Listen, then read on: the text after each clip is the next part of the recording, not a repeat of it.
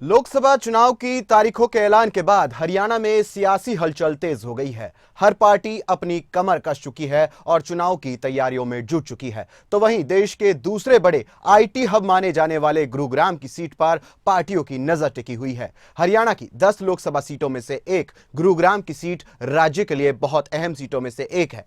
तो क्या कहता है गुरुग्राम सीट का इतिहास, क्यों ये सीट बनी है खास, बताते हैं आपको इस खास खबर में। नमस्कार, मैं हूं रोहित भामला और आप देख रहे हैं खबरें अभी तक। देश में लोकसभा चुनाव की तारीखों का ऐलान हो चुका है। 7 चरणों में ये चुनाव होने हैं। 19 अप्रैल से वोटिंग शुरू होगी। तो वही हरियाणा में छठे फेस में चुनाव होने हैं, यानी 25 मई को। इसी क्रम में गुरुग्राम सीट हरियाणा की 10 लोकसभा सीटों में से ऐसी सीट बनी हुई है जिस पर सबकी नजरें बनी हुई है। बीजेपी ने मौजूदा सांसद राव इंद्रजीत सिंह को फिर से मैदान में उतारा है, जो सीट से अपनी छठी जीत की तलाश में है, जिसे उन्होंने कांग्रेस उम्मीदवार के रूप में भी 3 बार जीता है। और 2014 में वो बीजेपी के साथ आए और तब से अब तक वो बीजेपी के साथ ही है। हालांकि कांग्रेस पार्टी में अभिनेता से नेता बने राज बब्बर, कैप्टन अजय यादव समेत अन्य नामों पर चर्चा चल रही है। वहीं इनेलो और जजपा भी योग्य प्रत्याशियों के चयन में जुटी हुई है। इसी पर चर्चा करने के लिए हमारे साथ हमारे स्टेट हेड जितेंद्र चौधरी जुड़ चुके हैं। जितेंद्र जी, हरियाणा में 25 मई को लोकसभा चुनाव होने हैं। गुरुग्राम की सीट उन 10 लोकसभा सीटों में से एक है जो कि हर पार्टी के लिए काफी अहम मानी जा रही है। कैसे देखते हैं आप? देखिए, बिल्कुल गुरुग्राम की जो सीट है, दिल्ली से लगी सीट है, अपने आप में काफी अहम इस सीट को माना जाता है। हरियाणा के अंदर अगर हम देखते हैं तो इस सीट पर जातीय समीकरणों की जब हम बात करते हैं तो राव और जो मेव वोट है वो अपने आप में काफी हद तक निर्णायक रहने वाला वोट है। और इसी के इर्द गिर्द जो यहाँ पर जो जीत है या फिर जो जिताऊ उम्मीदवार है उसको लेकर के भी हमेशा चर्चा बनी रहती है।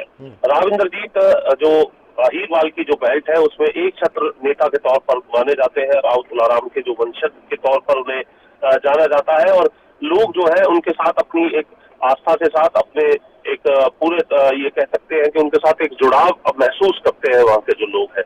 इसके अलावा मेल वोटों की अगर हम बात करते हैं, क्योंकि मिश्रण है दोनों तरफ, तो दूसरी तरफ अगर कैंडिडेट उस प्रकार का यहाँ पर आता है तो वो बड़ा कॉन्टेस्ट जो है देते हुए नजर आता है।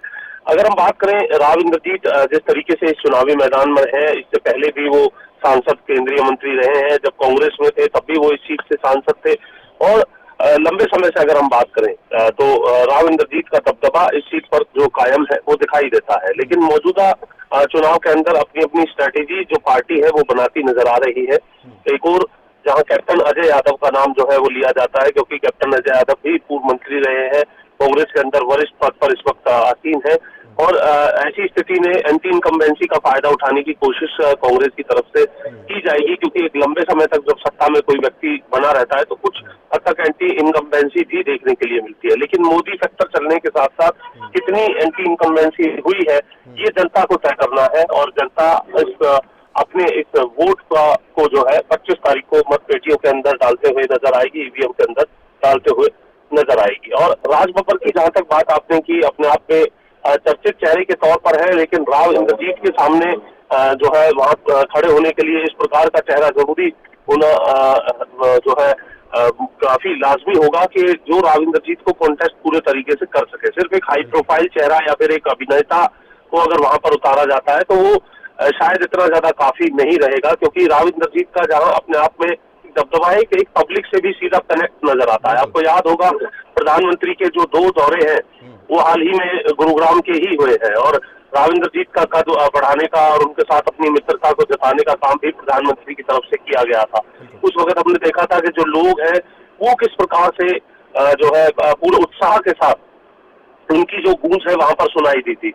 ये दर्शाता है राव इंद्रजीत का जो फिलहाल वहां पर जो स्थिति बनी हुई है या फिर जो उनका दबदबा है, उस बात को दर्शाने के लिए ये बानगी अपने आप में काफी है। तो कांग्रेस को बड़ी स्ट्रैटेजी के साथ यहाँ पर चलना होगा, क्योंकि 2 प्रमुख पार्टी है और इस प्रकार की जब सीट की बात की जाती है जहाँ पर जो बड़ी पार्टियां हैं उन्हीं के जो उम्मीदवार हैं उनके बीच में कॉन्टेस्ट होने की उम्मीद हो, तो कांग्रेस को ये देखना होगा कि अहीरवाल की बेल्ट से ही कोई पुराने जो नेता है, क्योंकि कैप्टन अजय यादव इस सीट को लेकर के इच्छुक भी है और अब में उनका भी एक अच्छा खासा आधार जो है वो इस सीट के अंदर जो है इंटरेस्ट के तौर पर भी देखा जाता है। पूर्व सरकार में मंत्री भी हो रहे हैं। तो ऐसी स्थिति में कांग्रेस किस पर दांव लगाती है, किन समीकरणों को ध्यान में रखा जाता है, उन समीकरणों को ध्यान में रख करके ही कांग्रेस को आगे बढ़ना होगा, क्योंकि राव इंद्रजीत की जो पकड़ या फिर जो अभी तक जो इस सीट पर जीत का जो इतिहास है, वो इस बात को जरूर दर्शाता है कि कांग्रेस को इसके लिए पूरी रणनीति जो है वो बनानी होगी, तभी इस सीट पर कोई अच्छा मुकाबला कांग्रेस दे पाएगी।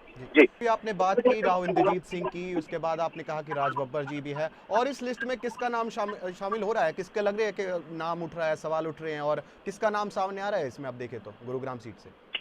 देखिए, इससे पहले भी जब हमने अपने दर्शकों को बताया भी खबरें अभी तक के माध्यम से कि जो अहीरवाल की बेल्ट है और दूसरी तरफ मेव बेल्ट जो है, उसके साथ जो समीकरण बनता है, वो समीकरण यहाँ पर जो है सत्ता में आने को लेकर के या फिर सांसद बनने को लेकर के काफी महत्वपूर्ण होता है। तो ऐसी स्थिति में आफ्ताब अहमद जो मेवात से आते हैं, उनका नाम भी जो है इसको लेकर के चर्चा में रहता है। हालांकि वो कितने इंटरेस्टेड हैं इस सीट पर चुनाव लड़ने के लिए, ये एक अलग बात है। पैनल में किस हद तक उनके नाम को लेकर के चर्चा हुई है, लेकिन कैप्टन अजय यादव, आफ्ताब अहमद, राज बब्बर, ये ऐसे नाम हैं जिनके नाम को लेकर के चर्चा यहाँ पर की जा सकती है। और दूसरी तरफ अगर हम बात करते हैं तो जो चर्चा के तौर पर अगर हम इसको देखा जाए, क्योंकि अभी कांग्रेस की तरफ से पत्ते अपने नहीं खोले गए हैं, तो ये देख रहे हैं कि क्या रावदान सिंह को भी यहाँ से मैदान के अंदर लाया जा सकता है, क्योंकि जातीय समीकरण बिठाने बहुत जरूरी है। एक ऐसा नेता होना बहुत जरूरी है जो लोगों के से सीधा कनेक्ट करते हुए राव इंद्रजीत के कद को देखते हुए जो है वहाँ पूरा कॉन्टेस्ट में उतर सके और इस चुनाव के अंदर कोई जीत जो है हासिल कर सके। इस बात को जरूर ध्यान में रखना होगा। अभी आपने जो है जातीय समीकरण की बात करी, तो गुरुग्राम सीट का जातीय समीकरण क्या कहता है, और क्या ये समीकरण तय करेगा लोकसभा चुनाव के अंदर गुरुग्राम का भविष्य? देखिए, बिल्कुल जातीय समीकरण के हिसाब से यहाँ पर अहीरवाल की बेल्ट जो है वो हावी रहती है।